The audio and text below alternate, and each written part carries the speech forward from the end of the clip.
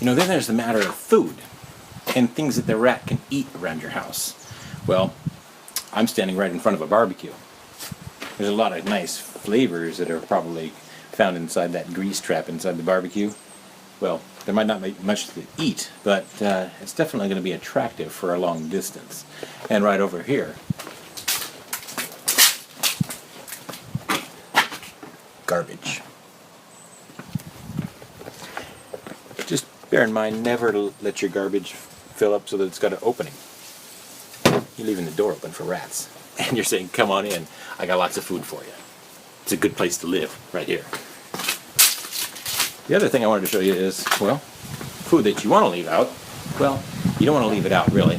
But you might feed your cat, dog outside. Try and feed them only enough that they can eat in that one sitting, because if you leave it around, you're leaving out food for rats, and that's what they think, and really that's what you're doing. So, you see that food bowl?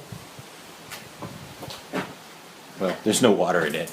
That should be, that should have some water. But there's no food there, so it's not attractive to a rat. But one thing to look for.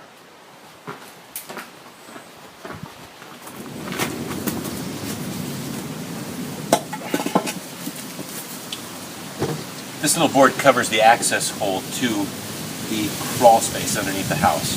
We need to go under here and see what's happening, because I see smudge marks here and here, and this is really not secure. So this is a prime place for where we know rats have been getting in and out.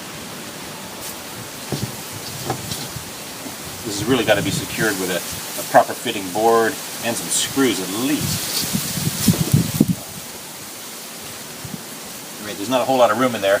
I'm going to make some preparations. I'm going to put some lights and stuff in there so I can take you inside and show you what the technician would see when they come and inspect your home. I've seen a lot of droppings and it doesn't smell too pretty. Got some spiders. Not the place you want to go, but I'll tell you what it's like.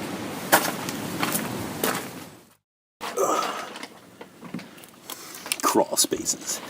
Alright, well, we're under the house now in the crawl space, and I've brought my own lighting because crawl spaces never have good lighting. And that's for good video and for good sound to that video. We're not going to use this, because it's terrible to listen to a person talk through a respirator, isn't it? So we're going to avoid that, and we're going to try to not kick up too much dust around here, because there's a lot of rat. And what we're going to do is we're going to tell you a little bit about what we look for down here. We're looking for evidence of the rodent highway that is going to be kind of formed in and around the batten insulation underneath your house, because that's where they have free reign. It's warm, it's cuddly, soft for a rat, and you know what?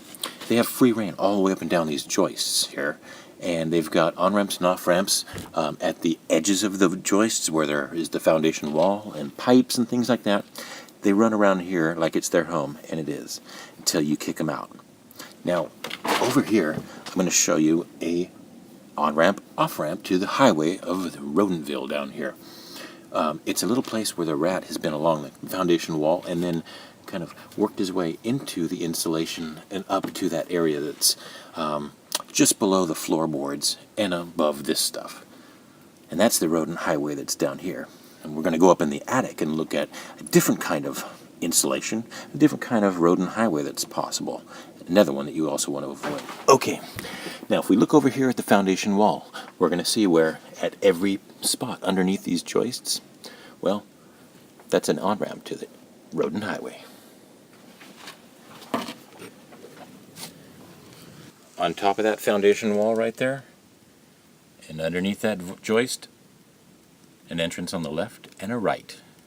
Okay, we're just about done down here. I'm going to collect my lights and return it to the dank, dark space that it was before. Only, it's about to be rat-free. Guaranteed. Okay, the next stop, that's the attic, where we'll learn about how rodent highways might actually cost you money. Rodents don't like to do their rodent business out in the open. They like to be concealed, and crawl spaces and attic spaces afford them ample opportunity to do their nesting unencumbered. We're going to go up above this garage and take a look at the attic insulation, because it's a little different than the insulation we saw in the crawl space down below. Here it's blown in. Down below it was batten insulation. Batten insulation allowed them to crawl around on top of it below the floorboards. Here they're just going to crawl around on top of it, and it has quite a different effect. This stuff's really light, and it's blown in, and it's really fluffy. When the rats run around on it, they compress it down. You can see the droppings here. Well, they've been using this as essentially a highway. When they do that, they tamp down the insulation and they reduce its R value. When the R value is reduced, well, it's not only stinky and smelly up here, well, it's less efficient. So it costs more money to heat or cool this place. It's really hard to see, but that's light coming in from where we looked at a hole where two planes on the roof met, if you recall. This is it from the inside. Once they're up in the attic, they can pretty much go wherever they want. So it's a really good idea to get them out of here and keep them out.